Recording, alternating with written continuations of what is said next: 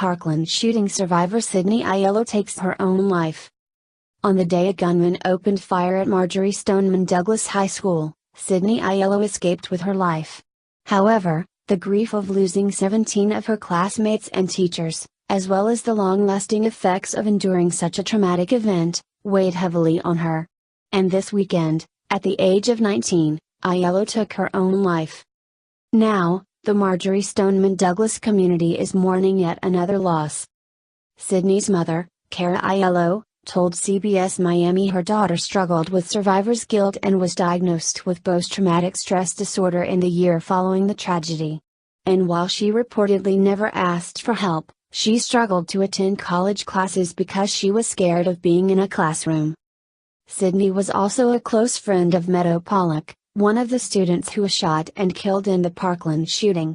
Meadow's father, Andrew, became one of the most visible of the Parkland victims' parents when he delivered a searing and emotional speech at the White House just a few days after the shooting, arguing for an increase in school safety rather than changes to America's gun laws. CBS News journalists embedded with Andrew Pollock as part of the documentary 39 Days, which showcased the birth of a movement as many Parkland students turn their grief into action.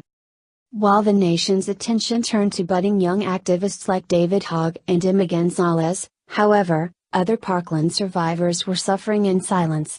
And the Aiello family's tragedy is an all too painful reminder that trauma affects teens deeply, often quietly, and for years.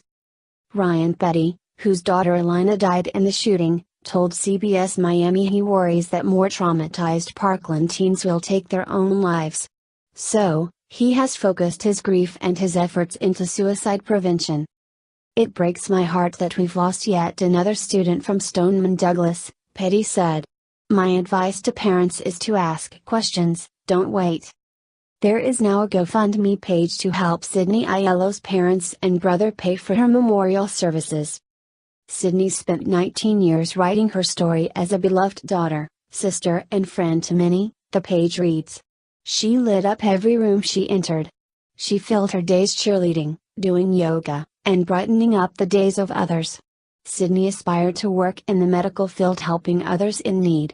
On March 17, 2019, Sydney became the guardian angel to many. "It was a privilege to have you in our lives. Sydney, we will miss you and always love you. May you find peace in His arms."